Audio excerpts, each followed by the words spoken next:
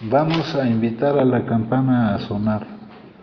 Cuando la invitamos a sonar, enviamos nuestro amor, nuestros saludos y buenos deseos a los seres que la oirán.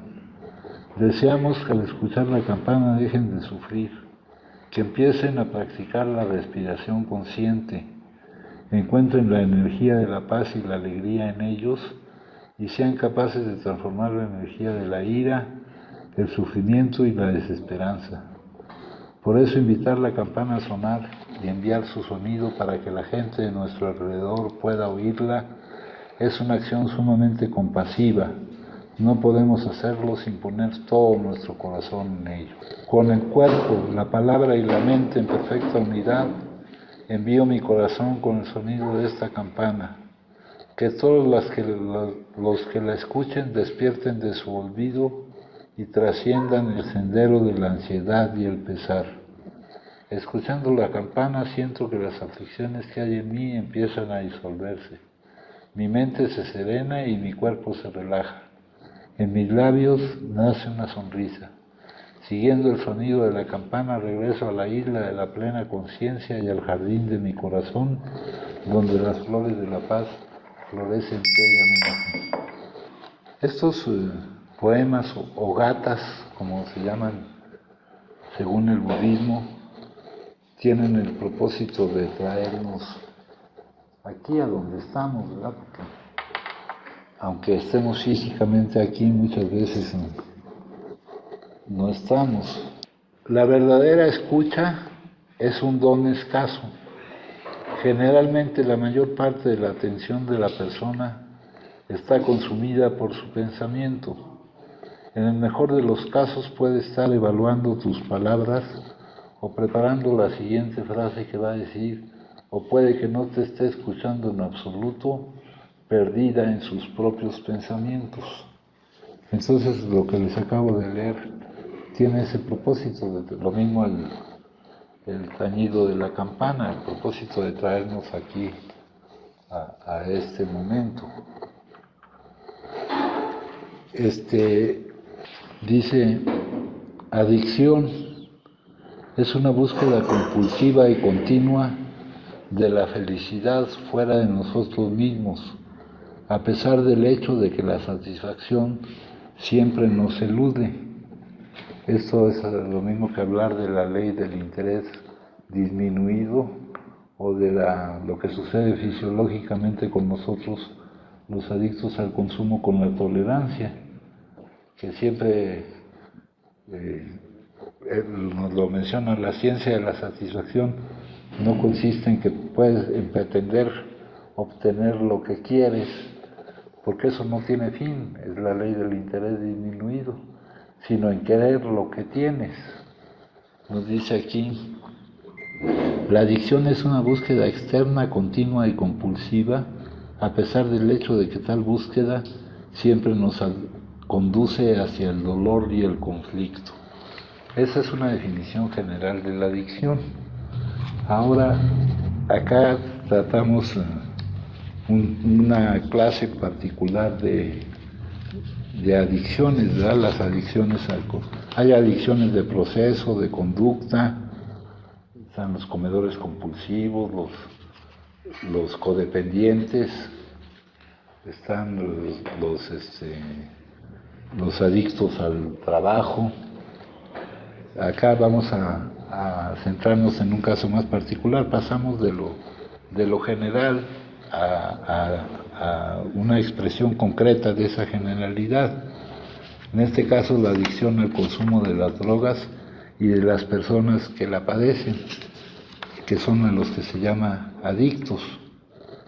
En primer lugar, saber que la adicción es una enfermedad cerebral crónica, que no es un problema de comportamiento, ¿no? Y eso, aunque lo hemos repetido muchas veces, pues la gente sigue pensando que cuando cae en una situación de esa es que se portó mal, como me lo decía un compañero el otro día, ¿verdad? Él me ha escuchado muchísimas veces decir de estas cuestiones, pero él cree que en esa ocasión se portó mal, no llegamos a entender que es una enfermedad cerebral crónica. Ahorita vamos a explicar por qué es cerebral. Tiene algunas características, es remisible. Una enfermedad está en remisión cuando no está presente el síntoma. Ahorita para los que están aquí tratando de vivir su tratamiento, que es su cambio en la modalidad residencial, el diagnóstico, yo una vez le pregunté el diagnóstico a un psiquiatra, me dijo remisión temprana en un medio controlado, ¿verdad? En un medio controlado. Acá tenemos nuestro proceso de tratamiento que nos dice algunas de las características. Cuando hablo de un medio controlado, aquí lo expresan con otras palabras, dice es un medio seguro, facilita el proceso de tratamiento, ya que se supone que no están presentes la disponibilidad de las drogas. Cuando hablo de drogas ya saben que esto incluye el alcohol, ¿verdad? Había un compañero hace muchos años que decía que había una gran diferencia, que porque el alcohol era legal y las otras eran ilegales. Pues ahora como están cambiando los tiempos, se van legalizando. No es el problema si son legales o ilegales. Los problemas y conflictos de su vida diaria que no pudieron vivir. Hay una característica del ser humano que es la resiliencia, la capacidad de afrontar situaciones adversas y transformarlas para que te sirvan a ti para tu crecimiento. Nosotros los adictos carecemos de esa resiliencia, ¿verdad? Ni la exposición a un medio adverso provocado por su adicción, ni la exposición a la aversión que causamos en las demás personas por motivo de estar manifestando nuestra enfermedad de la adicción, consumiendo, ya que el consumo lleva implícito la intoxicación, ¿verdad? Y lo que hace la gente intoxicada, pues el que no sepa de esto no es muy fácil de sobrellevar, ¿no? No es muy fácil de sobrellevar. Nosotros aquí tenemos que tener esa capacidad de sobrellevar las cosas que hace una persona intoxicada. La intoxicación es el funcionamiento patológico de un organismo que le impide funcionar de plano, su razonamiento, su discurso, hasta el comprometerse a algo, ¿no? Ahí cuando llenamos unas hojas, digo, me comprometo a tal cosa. Un adicto que no está en tratamiento y que no está experimentando el cambio que debe de experimentar, no se puede comprometer absolutamente a nada. Su compromiso no tiene validez alguna, no tiene validez alguna, en muchos sentidos, ¿no? Hasta en los horarios, en muchos sentidos, ¿no? No, yo me hago responsable de eso, porque no puedes hacerte responsable de ti mismo, ¿cómo te vas a hacer responsable de algo? Entonces dice, por su aversión provocado por su adicción, entonces el aislamiento del mundo exterior les brinda protección de su propio entorno. Ahora, por las características de nuestro establecimiento, compañeros, los que estamos encargados de aprovechar estas ventajas, de provocar que existan estas ventajas, somos los que necesitamos salir de la situación en la que nos encontramos. La situación en la que se encuentra el adicto cuando empieza a buscar la salida de su situación, aquí tenemos un libro que fue escrito en 1937, publicado en 1939. Es un libro de psicoterapia espiritual. Este libro, en realidad, su nombre iba a ser La Salida. Le pusieron Alcohólicos Anónimos con un pretexto tonto. Ya le pusieron aquí, dice, es importante para que nosotros permanezcamos anónimos porque en el presente somos muy pocos para atender el gran número de solicitantes que han de resultar de esta publicación. Siendo la mayoría gente de negocios o profesionales, no podríamos realizar bien nuestro trabajo en tal evento. Aquí nomás quisieron justificar que no pudieron utilizar el nombre de La Salida para el libro, que era el nombre, ya estaba ocupado ese nombre, no lo pudieron aprovechar. Nosotros de adictos pues no tenemos nada de anónimos, somos unos adictos superpúblicos, ¿no? Los que no sabemos que somos adictos somos nosotros, pero todo el mundo que nos conozca y que no haya visto nuestro transitar, pues sabe que somos adictos, ¿no? Entonces dice, es remisible, puede haber periodos de remisión cuando no está presente el síntoma. El síntoma es el consumo, no es la enfermedad, es el síntoma. No todo el que consume es un adicto, ¿no? O sea, que consuma no quiere decir, está el consumidor moderado, el consumidor social, está el consumidor fuerte, el consumidor excesivo, que todavía puede acudir a su voluntad para dejar de consumir. El adicto no puede acudir a su voluntad. No es su voluntad la que determina que consuman, ni su voluntad la que le permita evitar el no poder no consumir. Para los adictos el consumo no es una elección, han perdido la capacidad de elegir el no consumir. Todo esto suena raro y no lo creen. ¿Cómo no? Si yo decidí ir a consumir, no. Ahorita les voy a explicar qué es lo que nos llevó allá. Es incurable pero controlable. Se puede mantener bajo control. Aquí nuestro libro nos dice, eso hay que leerlo completo, como todos los libros, y hay que ir más allá de las palabras, hay que saber realmente estudiar las cosas. Aquí en el prólogo dice, nosotros los alcohólicos anónimos somos más de 100 de hombres y mujeres quienes nos hemos recuperado de un estado de mente y cuerpo aparentemente incurable. Y aquí utilizan la palabra recuperación porque se están refiriendo a alguna enfermedad, pero recuperación no quiere decir curación. Acá en la página 78 nos dicen también ellos, no estamos curados de la adicción. Acá era un caso particular de la adicción al consumo de una cierta droga, al consumo del etanol, pero todo lo que dice aquí es aplicable a cualquier tipo de adicción al consumo. Lo que en realidad tenemos es una suspensión diaria de nuestra sentencia. Nuestro punto de partida, que es lo que conocen por ahí como primer paso, en dónde estamos ubicados cuando empezamos, y lo que tenemos que admitir es que somos impotentes ante el consumo. Y eso está mal entendido en todas partes. En muchas partes dice que no podemos consumir, que ser impotentes ante el consumo es que no podemos consumir.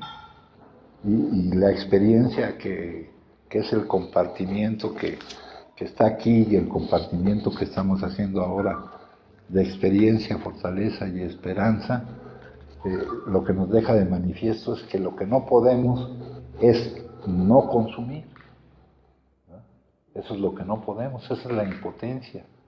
La admisión de la impotencia no es decir, me llamo Luis Carlos y soy adicto, ¿no? Y acá como todos hacen lo mismo y pasan la tribuna, pues ya lo hace uno y no, es tener la necesidad que proporcione la entrega necesaria para vencer la resistencia al cambio. Nos dice, nadie quiere curarse, contemporizamos, disimulamos, hacemos las cosas a medias, y todo esto puede ser inconsciente. Puede ser que no nos demos cuenta de que estemos contemporizando, disimulando, haciendo las cosas a medias, dejar sentado que estamos haciendo un esfuerzo. La excepción es aquel que está dispuesto a liberarse de todo condicionamiento. Eso se necesita, porque ahorita de que veamos la explicación esta lo vamos a entender. Lo que en realidad tenemos es una suspensión diaria en nuestra sentencia. Esta enfermedad es progresiva, pero vayamos en el nivel del que vayamos de la progresividad de la enfermedad, mientras no nos bajemos de ese ascenso de la progresividad, pues las consecuencias van a ser cada vez más pesadas, que depende del mantenimiento de nuestra condición espiritual. Ahora, estas palabras por sí solas no nos pueden decir, no nos dicen nada. Mantenimiento de nuestra condición espiritual, tal vez haya aquí un gimnasio espiritual donde yo tengo que ir a levantar pesas o a correr o a brincar o algo así, ¿no? Dice, decir con toda honestidad, se hace tu voluntad y no la mía. Se hace la voluntad del todo y no la mía. Y que eso no nos cause rebeldía, resistencia ni conflicto. Que no es nuestra voluntad la que se hace, sino lo que está determinado que sea. ¿Verdad? Ahora que tenemos tantos condicionamientos que nos es muy difícil todo esto. Y nos es muy difícil no caer en una de esas trampas de creer que estamos haciendo algo cuando en realidad no lo estamos haciendo. Pero los resultados son inequívocos. Los resultados son inequívocos. Aquí lo que prueba lo que estamos haciendo son los resultados, compañeros. ¿No? Así como no es la admisión decir yo soy adicto, sino hacer lo que se requiere hacer, sabiendo lo que eso significa, sabiendo qué vida te va a llevar, cómo te imposibilita, cómo te encierra eso en la vida. Y así como ese condicionamiento, tenemos que dejar de caer muchos condicionamientos. Libros de psicoterapia espiritual hay muchos. Ahí tengo otro libro que se llama Principios de curación de actitudes o algo así, que va de 12 en 12 y dice, pues nuestra esencia, puesto que nuestra esencia es el amor, ni a la muerte hay que temer. La marca de tu ignorancia en la injusticia se ve ubicado en, por ejemplo, lo que la oruga llama fin del mundo, el maestro lo llama mariposa. Aquí nos dice nada se pierde, nos dice Thich Nhat Hanh, nada se pierde, yo ni he nacido ni voy a morir, ¿no? Acá nos dice Eckhart Tolle, esto podría desarrollarse hasta como una cuestión axiomática, tomando como ciertas algunas cosas y partiendo de ahí para ver que eso nos lleva a un desarrollo sobre eso de buscar la felicidad fuera de uno. Dice, un mendigo había estado sentado más de 30 años a la orilla de un camino. Un día pasó por ahí un desconocido. Una monedita, murmuró mecánicamente el mendigo, alargando su vieja gorra de béisbol. No tengo nada que darle, dijo el desconocido. Después preguntó, ¿qué es esto de lo que está sentado? Nada, contestó el mendigo, solo una caja vieja. Me he sentado en ella desde que tengo memoria. ¿Alguna vez ha mirado qué hay dentro?, preguntó el desconocido. No, dijo el mendigo. ¿Para qué? No hay nada dentro. Échele una ojeada, insistió el desconocido. El mendigo se las arregló para abrir la caja. Con asombro, incredulidad y alborozo, vio que la caja estaba llena de oro. Yo soy el desconocido que no tiene nada que darle y que le dice que mire adentro. Aquí nos dice buscar la felicidad fuera de nosotros. No dentro de una caja como en la parábola, sino en un lugar aún más cercano, dentro de usted mismo. Pero yo no soy un mendigo, le oigo decir. Los que no han encontrado su verdadera riqueza, que es la alegría radiante del ser y la profunda e inconmovible paz que le acompaña, son mendigos, incluso si tienen mucha riqueza material.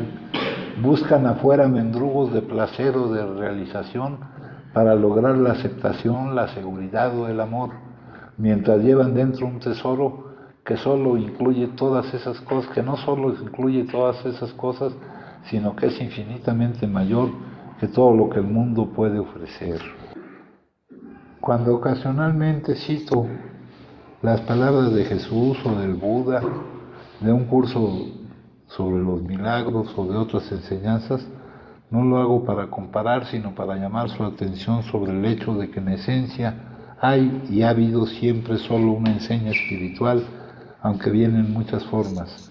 Algunas de esas formas, como las religiones antiguas, se han recubierto tanto de materia extraña que su esencia espiritual ha sido oscurecida casi completamente.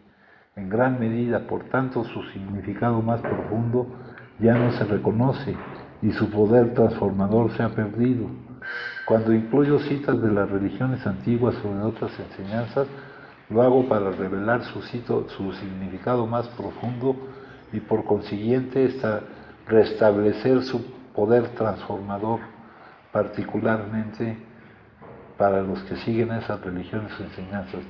Les digo, no hay necesidad de ir a otra parte en busca de la verdad.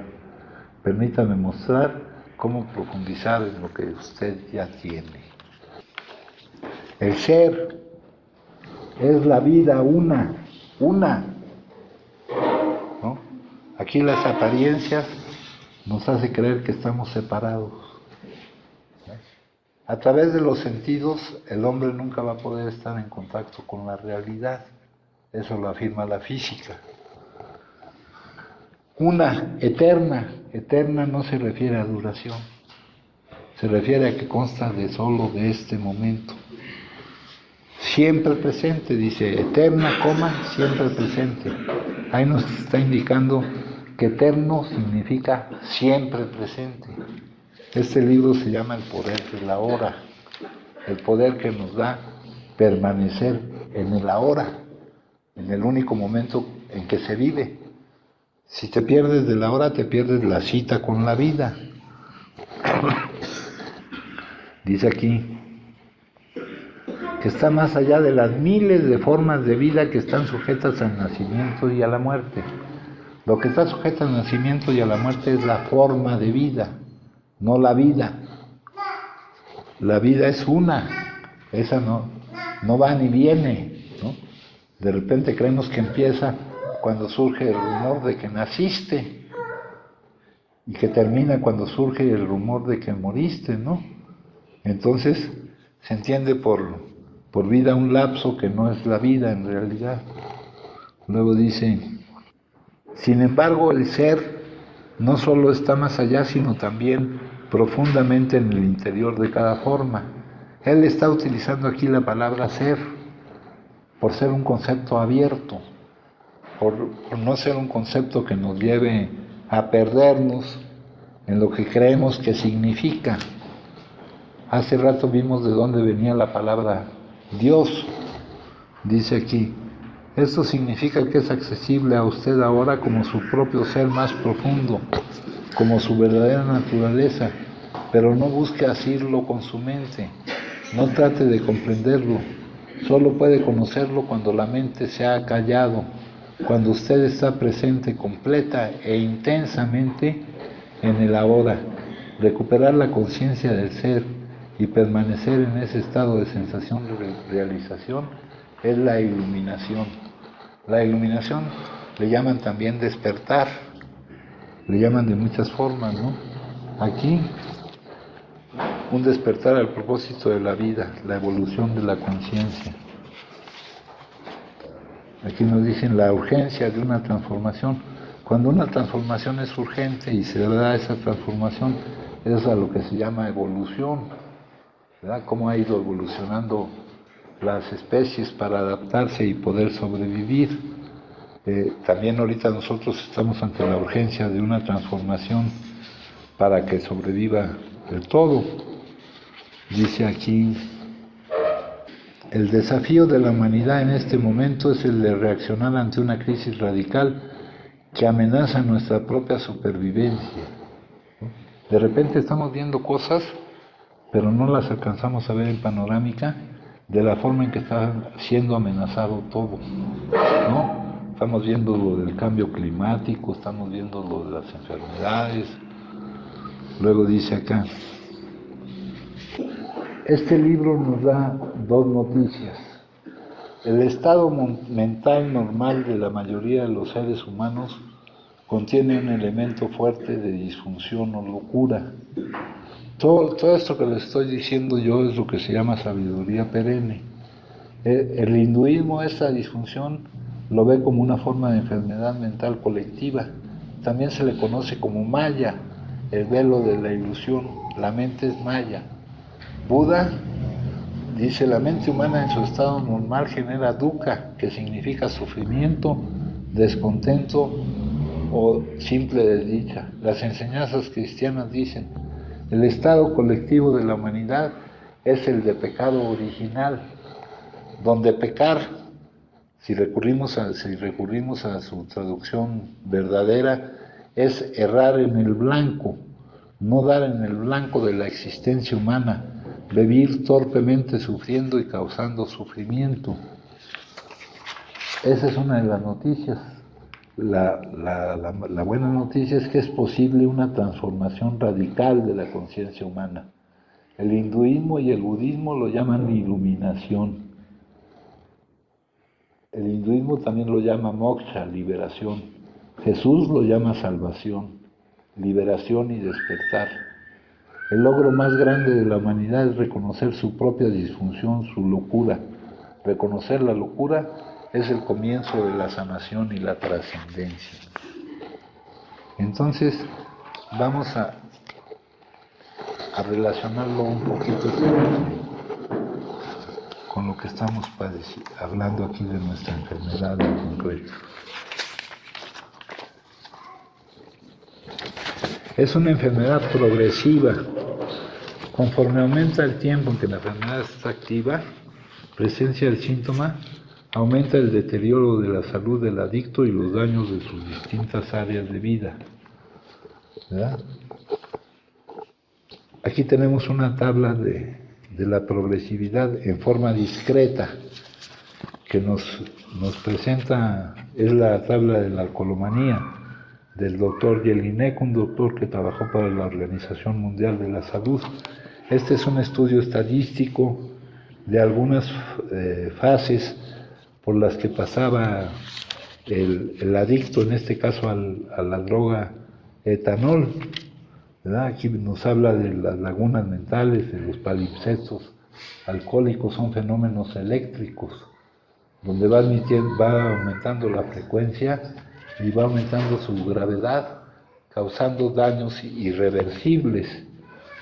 Nos habla del consumo subrepticio, de consumir a escondidas, ¿verdad? La forma en que uno consume no se puede mostrar, compañeros, ¿no? A mí me decían, ¿por qué no pones aquí lo que estás tomando y se lo tomas y ya? No se podía mostrar, yo tenía que tener alcohol en todas partes y marihuana y piedra en todas partes, hijo, ¿no? Y si ponía una botella, pues yo sabía que esa botella no me iba a servir para nada, mijo. Para nada me iba a servir, ¿no? Entonces dice acá, todo lo relacionado con la sustancia, la preocupación por tener la sustancia, el consumo ávido, la frecuencia de las lagunas mentales que aumenta, les digo, son fenómenos eléctricos, etcétera, etcétera, hasta la psicosis, hasta, por ejemplo, la psicosis amnésica de Korsakoff, ¿verdad? Acá todo eso lo hemos vivido, eso nos quita la capacidad para hacer las praxias, las cosas que haces normalmente, ¿no? Marianela es la enfermedad que tiene ahorita, psicosis amnésica de Korsakoff. Entonces ese es el deterioro, ¿verdad? En cuanto a las áreas de vida, tenemos áreas de vida interna, que es el área física, estamos dañando nuestra salud, el área mental, el área espiritual. Las áreas de vida externas son el área familiar, el área laboral, el área social, el área económica, el área legal, el área sexual. Dañamos todas esas áreas de nuestra vida. Dice aquí, Entonces es progresiva, es terminal. Ahorita están pasando una campaña de prevención para las drogas que dice: en el mundo de las drogas no hay final feliz. Desde que llegó Gadi Sabiki, es un psiquiatra que aquí conocemos bien, ha venido aquí, sacó primero una campaña que se llamaba Juntos por la Paz, ponía un paraguas, y está sacando otra que dice: en el mundo de las drogas no hay final feliz, y ahí pone testimonios de lo que le ha pasado a la gente al ir viviendo la progresividad de esta enfermedad. Es terminal en cuanto a que se puede prever en qué va a terminar, cuál va a ser su final, ¿no? Nos dice: si no se ingresa y permanece en remisión, es decir, la abstinencia completa, ¿no? Si no se ingresa y permanece en remisión, es previsible el final, como un internamiento permanente, la cárcel, la muerte, algunas otras posibilidades. Pero en el mundo de las drogas no hay final feliz. Hemos oído muchas cosas que parecen fantasías, pero son ciertas, ¿no? Aquel que mató a su hija creyendo que era una araña o cosas así, ¿no? Lo que hemos vivido nosotros en lo personal, ¿no?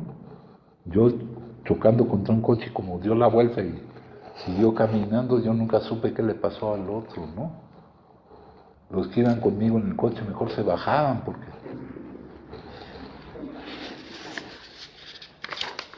dice: el tratamiento consiste en lograr el cambio necesario para permanecer en remisión. Lo que define cómo se presenta el consumo en un adicto, porque no todo el que consume es un adicto, es la causa que lo ocasiona y la forma en que se consume. Esto lo hace diferente de otros tipos de consumos de personas que no padecen la enfermedad. Les hablé del consumidor social o moderado, del consumidor excesivo que todavía puede acudir a su voluntad si considera que tiene una buena razón para dejar de hacerlo, o del consumidor de situación. De ese solo habla un artículo de Marty Mann, el consumidor de ocasión. Yo creí que uno de nuestros conocidos era un consumidor de ocasión. Pero dice que con respecto al consumidor de ocasión, que debe tomar las precauciones que toma un adicto, ¿no? La causa y el desarrollo de la enfermedad.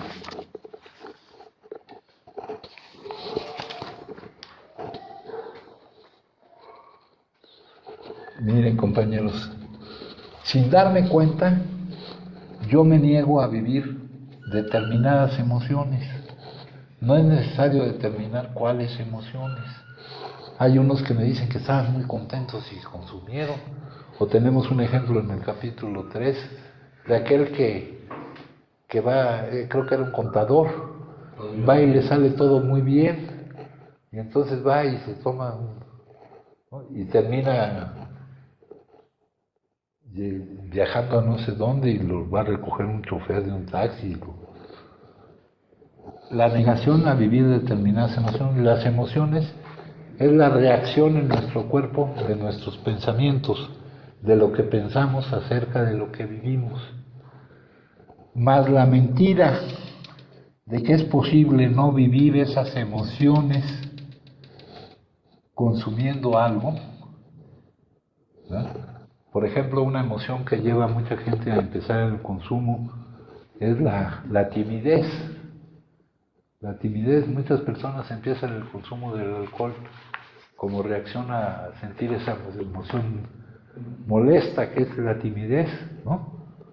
Ese fue mi caso, yo era muy tímido, pero me servía no para entrar a una fiesta y bailar y esas cosas, no, me servía para llegar a la puerta y quedarme ahí consumiendo, para eso me servía, no para más.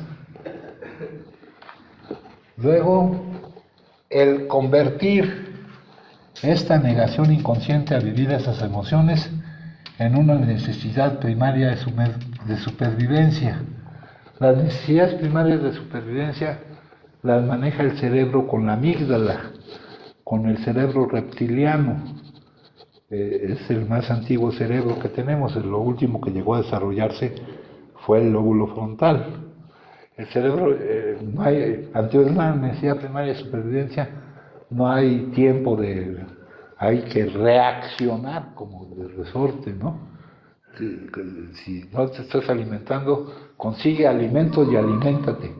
Y también te debe mandar una señal de alto cuando ya la necesidad de supervivencia esté satisfecha. En nuestro caso nos funcionan mal las dos cosas. Aplicamos el tratamiento que se le da a una necesidad primaria de supervivencia a algo que no es una necesidad primaria de supervivencia. Las emociones se viven y pasan. Pema Chodrón es la terapeuta más dura que conozco, ¿no? Mientras que nosotros, en cambio, somos capaces de hacer una manifestación y recoger firmas para que todos digan que todo está muy mal, ¿no? Entonces dice, el craving brain lo vamos a traducir como una urgencia inaplazable por iniciar el consumo. Ahora, cuando has creído que esto es una panacea que te permite soportar la vida, ¿verdad? Porque nosotros sentimos como la vida como algo que hay que soportarla, y para soportarla así en seco está cabrón. Mejor hay que meterse algo, ¿no, hijo? Para soportar cualquier emoción que todos vivimos, porque la vida así es. Lo que tú viviste, eso lo tenemos que vivir todos, mijo. Ahora, eso de la marca de tu ignorancia es lo que la oruga llama fin del mundo, el maestro llama mariposa, no es más que una transformación. Yo ni he nacido ni voy a morir, mijo. La vida, la forma, somos seres espirituales viviendo una experiencia humana. La vida ni principia ni termina. Pero ese es en realidad el significado de la palabra vida. Pero como nosotros lo entendemos, es el lapso que se ha comprendido cuando surge el rumor de que naciste a cuando surge el rumor de que moriste. Cuando en lugar de una cajita chiquita donde cabías, te tienen que pasar a un cajón más grande, ¿verdad? Y ahora ya ni los cajones porque salen muy caros, ¿no? Y ahora se acostumbra a la incineración, una urna, ¿no? Y luego te velan en la urna, hijo, como si ahí estuviera alguien, hijo, ¿no? Esos son condicionamientos. La excepción es aquel que está dispuesto a liberarse de todo condicionamiento, la impermanencia de todas las cosas. Solo lo esencial no cambia, todo lo demás es impermanente. Esa es la diferencia entre esencia y lo demás. Tu físico, la palabra ego que usamos mucho es la falsa identificación, identificarte con algo que no eres.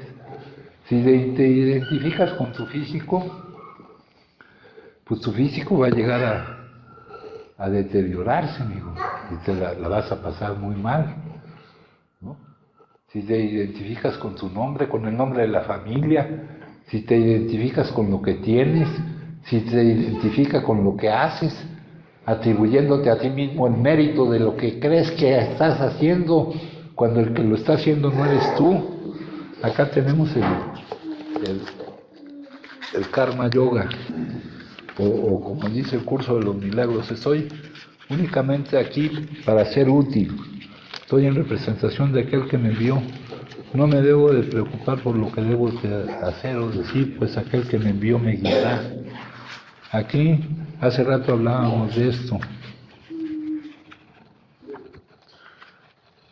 Me encontraba lamentando el pasado y con el temor al futuro. De pronto mi Señor habló, mi nombre es Yo Soy. Hizo una pausa, aguardé, Él continuó.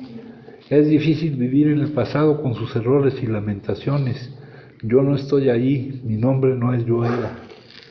Yo dejé de consumir un rato, compañeros, pero no se trata de dejar de consumir, se trata de eliminar la causa por el consumo. Dejé de consumir un tiempo, pero seguí sufriendo como loco por estarme lamentando por el pasado. Y eso me llevó a cooperar a la ley de la gravedad del dolor, ¿verdad? donde ves la vida tan mal que puta, mejor te doy algo para que no la veas tan mal, hijo. Eso se llama reducción de daños. Luego dice, aguardé, él continuó. Es difícil vivir en el pasado con sus errores y lamentaciones. Yo no estoy allí, mi nombre no es yo era. Es difícil vivir en el futuro con sus problemas y temores. Yo no estoy ahí, mi nombre no es yo seré. Vive cada momento y verás que no es difícil. Yo estoy allí, mi nombre es yo soy. ¿Ah? La espiritualidad, una definición de la espiritualidad es caminar con Dios en lugar de caminar solo. Si tú supieras que te acompaña solo, Dios, que Dios está contigo siempre, independientemente de lo que tú juzgues, de cómo catalogues tú los sucesos, nuestro pensamiento no tiene esa capacidad, está encerrado en una caja de espacio y tiempo. Aquí está la hora y por aquí están pasando los contenidos de la vida. No vemos más que está pasando en ese momento, pero no vemos ni su causa ni su efecto. Si tú buscas la causa de cualquier suceso, te tienes que remontar al momento mismo de la creación y el todo está interconectado y siempre ocurre lo correcto para el todo y todo suceso es una ayuda. Todo suceso es una ayuda. Esto hay que vivirlo, no solo hay que decirlo. Estoy aquí únicamente para ser útil, estoy aquí en representación de aquel que me envió. No tengo que preocuparme por lo que debo decir ni por lo que debo hacer, pues aquel que me envió me guiará. Me siento satisfecho de estar donde quiera que Él desee, porque sé que Él estará ahí conmigo. Sanaré a medida que le permita enseñarme a sanar. Aquí, ese libro, no sé si ustedes lo conocen, ahorita lo citaron ahí. Ese libro es un libro de este tamaño, se llama un curso de milagros. Y lo que postula todo el libro es que nada real puede ser amenazado, que nada irreal existe y que en eso radica la paz de Dios. Si tú ves algo que sientes amenazado, eso no es real. Y si es irreal, no existe. La amenaza impide la paz de Dios en ti. Aquí nos dice, soy un instrumento del Ser Infinito. Cada vez que respiro, cada uno de mis actos no es otra cosa que un movimiento divino del infinito. Mis pensamientos y mis actos provienen del infinito y vuelven al infinito. La verdadera práctica de esta unión es un tipo de yoga. Yoga quiere decir unión. Hace que nos desapeguemos espontáneamente del resultado de nuestras acciones y del interés específico de nuestros actos. La acción desde este nivel de la conciencia no produce ataduras, por el contrario, nos libera y nos permite reconocernos de manera natural como seres eternos que viajan dentro de una travesía cósmica. Los que practican esta unión no sufren ansiedad, pues nada les preocupa. Sabe que Dios es el único que actúa y se ocupa de los resultados. Saber eso, compañeros, ¿no? Acá decimos, ahora, ¿por qué vamos a saber eso, verdad? Nosotros, ¿qué necesidad tenemos de saber eso? Dice, ¿qué es esto sino un milagro de recuperación? Sin embargo, sus elementos son sencillos. Las circunstancias hicieron que estuvieran dispuestos a creer, que necesitaran creer, ¿no? Si no puedes tú no consumir, tú necesitas que alguien que te pueda regresar la cordura de no volver a iniciar el consumo. Las circunstancias hicieron que estuviéramos dispuestos a creer. Humildemente nos ofrecimos a nuestro Hacedor y entonces supimos, ¿no?, la diferencia entre creer y saber. Entonces, aquí, compañeros, esta urgencia inaplazable nos lleva a iniciar el consumo. Vivir de esta cierta forma hace que cambie nuestro metabolismo, nuestra bioquímica cerebral y todo, y que se desarrolle la alergia orgánica o compulsión física.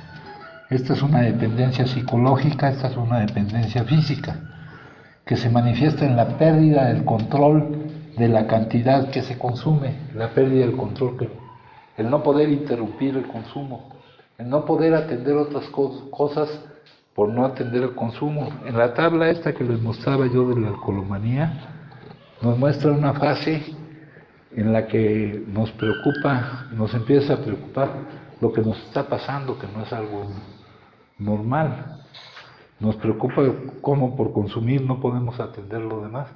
Y luego lo que nos preocupa es tener que atender otras cosas que nos impiden consumir, ¿no? Entonces, aquí eso nos hace consumir hasta la intoxicación, el estado patológico del organismo. ¿Qué hace una persona intoxicada, cabrón?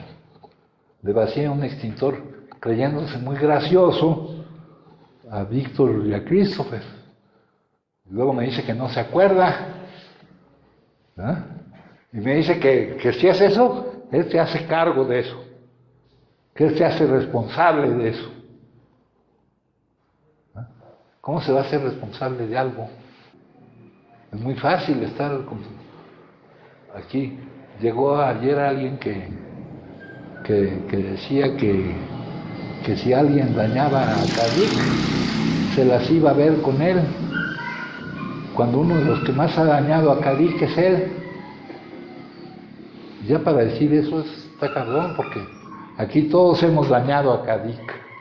Tal vez imaginen a quién me estoy refiriendo yo. Luego, cuando por alguna cuestión dejamos de consumir, experimentamos la abstinencia o supresión, la cual hay dos tipos. La temprana, que es la que se experimenta inmediatamente que se deja el consumo. La severidad de los síntomas de esa supresión temprana depende de la sustancia que se consume. Pero hay otra, esta pasa rápidamente, o te mata o pasa rápidamente. Hay supresiones que tienen alta severidad en sus síntomas, como la del alcohol, por ejemplo. Esa te puede matar. Hay otras que tienen severidad moderada en sus síntomas y otras que no presentan síntomas de supresión temprana. Pero está la supresión postaguda o tardía, que se debe al daño que le hemos hecho a nuestro organismo, muy en especial al sistema nervioso central, ¿no? Lo que nos hemos metido, como diría algún compañero, no nos tomamos la leche del gatito, ¿verdad? Más bien era veneno para ratas y destapacaños, ¿no? ¿Qué es el PVC? ¿Qué es para destapar tuberías, no, hijo? O cosas para matar cucarachas. Y cada vez evolucionan más las drogas sintéticas, todo ha cambiado, compañeros, y sigue cambiando, ¿no? Ahora hay el fentanilo, que es cientos de veces más potente que la heroína y la morfina, mijo. Y el peligro con esa es que por sobredosis mueras. ¿Cuál? Fentanilo. Es lo que está pasando ahorita en Estados Unidos, mijo. Pero no estamos en México. No, pero ya está llegando acá también, hijo. Aquí no nos podemos aislar de mucho de nada, ¿no? Entonces, este es más bien el ciclo adictivo. Entonces, la única forma de no vivirlo es no iniciando el consumo, que no esté presente el consumo, la remisión del síntoma, la abstinencia completa, como lo dicen también ahí. Ahora, ¿cuál es la solución a nuestro problema? La solución a nuestro problema lo llaman de varias maneras. Lo llaman despertar espiritual, experiencia espiritual, y aquí dice cambio de personalidad. Pero no queremos ponernos en contacto con esas palabras porque tendríamos que explicar qué se entiende por personalidad y por todo esto. Más fácil nos vamos al capítulo 2, que se llama Hay una solución, y dice que la solución es que experimentemos un cambio revolucionario, un cambio gigantesco en toda nuestra actitud hacia la vida, hacia nuestros semejantes y hacia el universo de Dios, hacia el ser completo.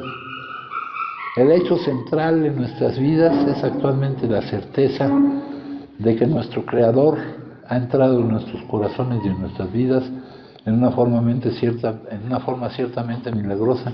Ha empezado a realizar por nosotros cosas que nosotros no podríamos hacer solos, ¿no? El hecho es que siempre ha sido así, pero tenemos que empezarnos a dar cuenta de esto. El doctor Jung, otro psiquiatra muy importante, nos dice que desechadas las ideas, emociones y actitudes que han guiado la vida de estos hombres, otro juego completamente diferente de conceptos y motivos empezó a guiarlos, ¿no? Entonces, la enfermedad de la adicción es un problema que afecta al que la padece, a su entorno cercano y a la sociedad en general. Ahora, que afecte al que la padece, pues no nos importa tanto. Lo que nos importa es lo que se refiere aquí, porque nosotros practicamos el egoísmo estúpido en lugar del egoísmo inteligente, ¿verdad? Y aquí ya saben que el que se pasa de listo, pues se pasa de lo contrario, si es que esas palabras tienen algún significado, ¿verdad? Se pasa de lo contrario, no se está más que engañando él solo. Hay otros lugares donde hay juntas de ayuda, compañeros. Yo llegué y en algún lugar me tocó, después de que me dieran la ayuda a mí, ¿verdad? Que ahí me la dieron a batazos. Y después ya me especialicé en las juntas de ayuda, ¿no? Y yo dije, hablando de mi caso personal, que el adicto se engaña él solo, no engaña a nadie más.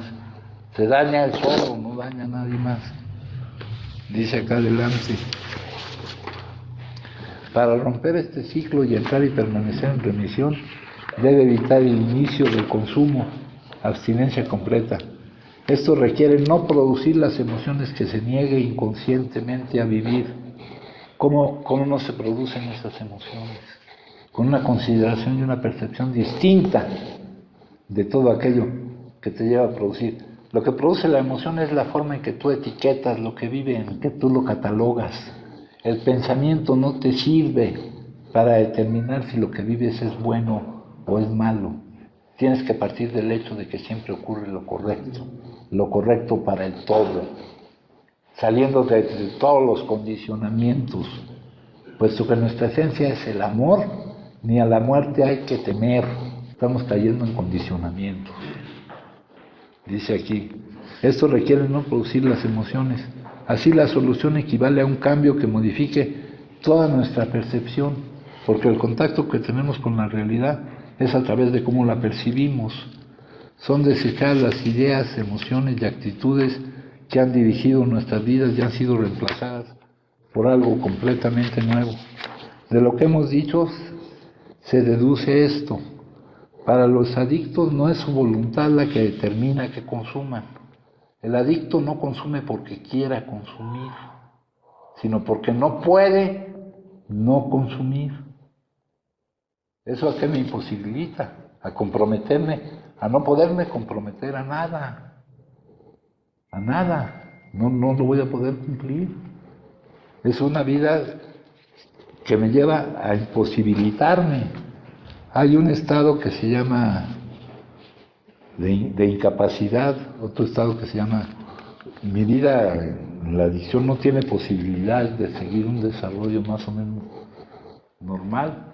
Hay un estado que legalmente se le llama interdicción, donde te quitan, ese te lo levantan ante el Ministerio Público, te quitan los derechos, absolutamente todos los derechos. Ahorita hablaba yo con un compañero de que creen que él ve que los demás están equivocados, que no puede vivir libremente, que no puede manejar dinero, ¿no? Un día cayó en sus manos una tarjeta que había ahí y en un día se gastó $500,000 pesos, mijo. que no puedes salir libre, que no puedes entrar. Una vez me llamaron a mí, tratando de hacer un servicio a un psiquiátrico, al San Rafael, que ya no existe. Y ese compañero lo que quería era alguien que lo vigilara constantemente para que le impidiera consumir, como un guardaespaldas o algo así, ¿no? Acá dice el doctor Young, dice, le suplicó al médico que le dijera toda la verdad y el médico se la dijo. Es un caso desahuciado, nunca más podría recuperar su posición en la sociedad y tendría que encerrarse bajo llave o tener un guardaespaldas si esperaba vivir largo tiempo. Esa fue la opinión de un gran médico. Pero nosotros sabemos que ni con un guardaespaldas, cabrón, ¿no? Yo un día me fui a trabajar a Nicaragua y resulta que yo no sabía, pero había un guardia que era encargado de vigilarme, ¿verdad? Yo estuve haciendo todo tipo de cosas indebidas ahí y ese acabó dándome su pistola ahí y chupando conmigo, mijo. Es que no mandaron él, que lo cuidara a él. Sí, no, hijo.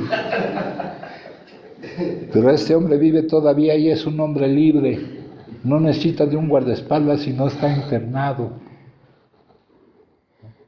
Le digo, pues, si quieres lograr que las cosas sean diferentes, pues tienes que demostrar con hechos que pueden ser diferentes. Pero no, él parte de que deben ser diferentes para que él pueda estar bien, hijo. Le digo, no, basémonos en los hechos, en los datos, en la estadística, en lo que hemos vivido. Dice aquí, puede ir a cualquier parte del mundo como cualquier hombre libre sin que le suceda ningún desastre, ¿verdad?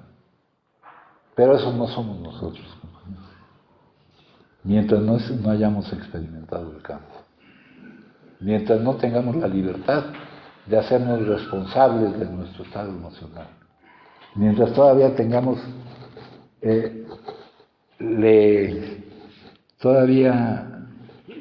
digamos que nuestro estado emocional es malo por la actitud o por las circunstancias que nos están tocando vivir.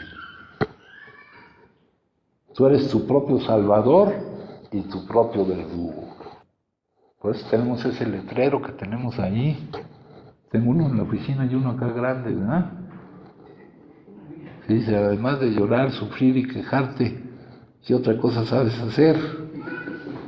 No, pues hacemos también eso, que pues nos hemos especializado en eso y hemos descuidado otras cosas, ¿no? ¿Alguien gusta compartir algo, compañeros? Entonces, estos bloques de construcción de una base, aquí nos dicen, ¿ante qué alternativas estamos, verdad? Nos dice aquí ante qué alternativas estamos. Dice aquí, la diferencia entre el adicto y el que no lo es, si cuando deseándolo honestamente te das cuenta de que no puedes dejarlo, y si cuando consumes tienes poco control de la cantidad que consumes, eres adicto y tienes una enfermedad que solo puede ser, aquí dice, vencida, que solo puede ser controlada por una experiencia espiritual, por un cambio revolucionario, por darte cuenta que la vida no... El punto de partida es el reconocimiento de nuestra impotencia y el punto de llegada es el saber que la vida no es algo que hay que soportar ni conquistar, el sentir la vida como un traje común, el tener la libertad de hacernos responsables de nuestro estado emocional. Estar condenado a una muerte por alcoholismo o vivir sobre una base espiritual no son siempre alternativas fáciles de encarar. Pero mientras no se nos haga más fácil la segunda que la primera, compañeros, no vamos a poder. Entonces, lo único que nos puede dar la energía necesaria para vencer la inercia de seguir siendo como somos de reaccionar a la vida en la forma en que reaccionamos, es la necesidad ya inminente que se nos presente forzosamente de tener lo que hacer. Teníamos que encontrar una base espiritual para nuestra vida o de otro modo atenernos, ¿no? Y esa base espiritual pues pasa por romper todos los condicionamientos. En esto coincide con.